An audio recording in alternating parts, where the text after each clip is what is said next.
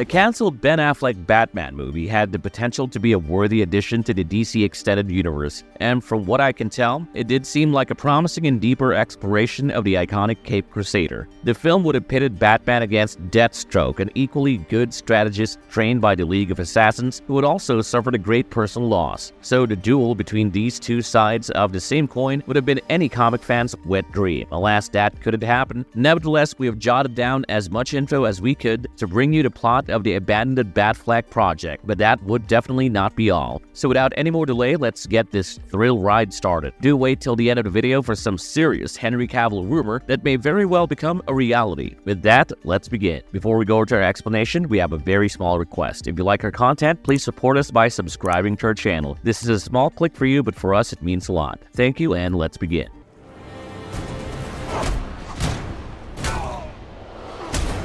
What would have been the plot of the movie if it had been made? So, Joe Manganiello played Deathstroke in the DC Extended Universe and, of course, the Snyder Cut. Now, thanks to this guy, we know quite a bit about what could have happened if Ben Affleck did end up making his Batman movie. I mean, Warner Brothers hired the Oscar-winning filmmaker and actor to direct his own Batman movie, but everything went downhill, which was nothing short of sad because Jay Oliva, the storyboard artist on the cancelled Batfleck movie, had this to say about it. I can't really say too much other than it was awesome. It was the best, it was amazing. From my understanding, there were a couple of drafts of it. When I was brought on, I don't know whether it was the second draft or something, but it was what Geoff Johns and Ben Affleck had shown me. I've worked on a lot of Batman things, and what was really cool about it was that it was tying together a lot of really cool Batman storylines that had never been really explored. Ben's story was gonna cover something that had never really been covered in comics, but was building off of storylines in the Batman mythos over the last 80 years and approaching it from a new kind of perspective. So what really was the deal about the film's plot that made Oliva use the F word before awesome while describing the movie? And was it really going to explore the 80 years of Batman mythos from a whole new perspective? Well, let's find out. So according to the Deathstroke actor, his character would have been the main villain. He would have been like shark hunting down people in Gotham with ferocious accuracy and determination, but this Deathstroke would have also have tropes of a horror movie villain, someone who saw things with extreme single-mindedness. But why was he going on a rampage? Well, of course, the dark story would have involved him killing people close to the Caped Crusader because Deathstroke believed that it was this guy who led to a tragic loss in his life. So he was now destroying Bruce's life, one love, one at a time. What is the loss that Deathstroke suffered? Well, he lost his eldest son, Grant Wilson, aka Ravager, and the old man held Batman responsible for it. That is why in the post-credits scene of the Snyder Cut, Lex Luthor contacts Deathstroke and tells him about the real identity of Batman, that it was Bruce Wayne.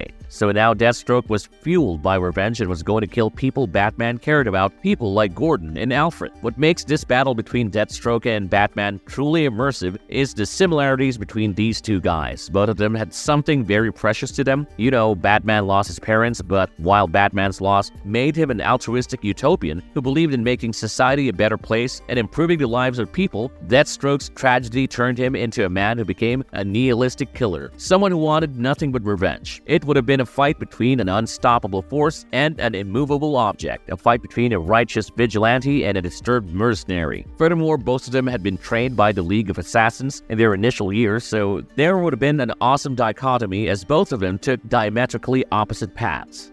Where would the film have been set? Well, a significant portion of the film would have drawn inspiration from the Arkham comics and even games. Arkham Asylum plays a monstrously significant role in Batman's life, right? Cinematographer Robert Richardson, who was then attached to the film, had mentioned that Ben Affleck wanted to really explore the insanity aspect of his hero character. So, Arkham would have played an important role in exploring the individual who was inside Batman, focusing more on his past and personality rather than what he did when he wore his cowl and cape. I mean, yes, a Batman story is nothing without some awesome hand-to-hand combat and high-tech gear that's so intelligent that it might put Iron Man's toys to shame. No offense intended to any Marvel fans. I mean, you have to agree that Batman is rather more intelligent when it comes to superheroics and saving people's lives. He may not be a science geek like Iron Man, but he's definitely more potent when it comes to saving his city and its people. Anyway, Affleck wanted to go a bit more into Arkham's depths. He was going in deep inside the caverns of the hole he kept everyone bad, and the film would have explored the toll it took on Gotham's Silent Guardian. If you think about it, Arkham is more or less a reflection of Batman's personality, if not his insanity. Arkham Asylum is a reflection of his psychological complexity, his sense of responsibility, and his commitment to addressing the root causes of crime. It serves as a constant reminder of the ongoing battle between the darkness in Gotham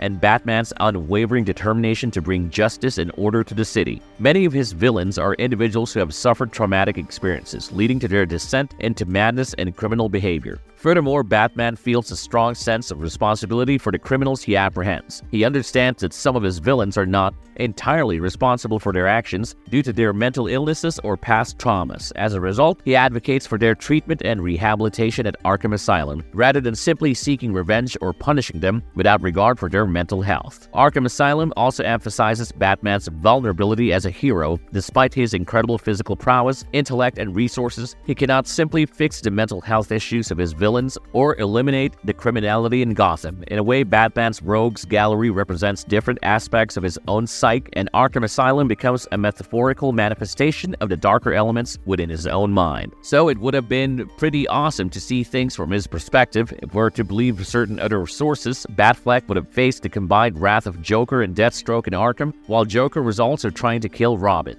Why did it get cancelled? Ben Affleck took the role of Batman in 2013 shortly after the release of Man of Steel and became a part of the Snyderverse. His debut as the Dark Knight was in the 2016 film Batman v Superman: Dawn of Justice, which garnered mixed reviews from critics but still achieved commercial success, surpassing $800 million in global box office earnings. Affleck's portrayal of Batman gained a devoted fan following over the years. Following his appearance in Batman v Superman, Affleck reprised the role for a brief appearance in Suicide Squad the same year, alongside other DC characters. Initially, Ben Affleck was set to take on a more extensive role in the DC Extended Universe, as he was intended to co-write, direct, and star in the solo Batman film. However, he stepped down from the director's position in 2017 with Matt Reeves taking over. Reeves decided to start afresh with the project, leading to rumors of a new Batman interpretation. Despite the challenges faced during the production of Justice League, Affleck returned to reprise his role in the 2017 film. However, due to various behind-the-scenes issues and changes, the theatrical version of Justice League faced criticism from both fans and critics. The demand for Zack Snyder's original version led to the release of Zack Snyder's Justice League on HBO Max, offering a different experience for fans, which was far better than the theatrical version. In May 2019, it was announced that Ben Affleck would be stepping away from the role of Batman, with Robert Pattinson taking over as the lead and Matt Reeves the Batman. Pattinson's film exists outside the DCEU continuity, setting it apart from previous projects. Despite his departure from the role, Affleck made a surprise return as Batman in The Flash, which seems like his last stint as Batman. This development delighted fans as it opened the door for a crossover between Affleck's Batman and Michael Keaton's Batman from a different era. Ben Affleck's decision to step away from the role of Batman was influenced by a series of factors, which he openly discussed during an interview with Entertainment Weekly. His experience while filming Justice League played a crucial role in shaping his decision, and I don't quite blame him. When the studio interferes more than they should, they get Justice League. Affleck said that he wasn't enjoying the process and found it uninteresting. Various unfortunate incidents also contributed to his discontentment. During a candid conversation with his buddy and colleague Matt Damon, Affleck realized that it was time to explore new projects that would bring him joy. The actor sought a change from his role as Batman, recognizing that it was no longer fulfilling for him, and it wasn't like he was turning down a Scorsese movie. Subsequently, Affleck's involvement in the movie The Last Duel, where he played a villainous character, provided him with a positive and enjoyable experience. But there were several other reasons as well. Ben was going through a tough phase with Jennifer Garner when it was actually time for him to focus on his solo Batman movie, and to make things worse, Ben has categorically denied his involvement in any future DCEW films. At least, he would not be directing them. He says he does not hold any grudges against James Gunn, but just doesn't want to be a part of the universe. Speaking of not being a part of DC, recently rumors have surfaced that Henry Cavill will star in the MCU as Captain Britain. What's your take on that? Personally, I believe that the Brit has it all it takes to do justice to a character like Captain Britain. He's got the right physique, temperament, and acting skills, and well, he's a Britisher. Well, let me know your thoughts in the comments below.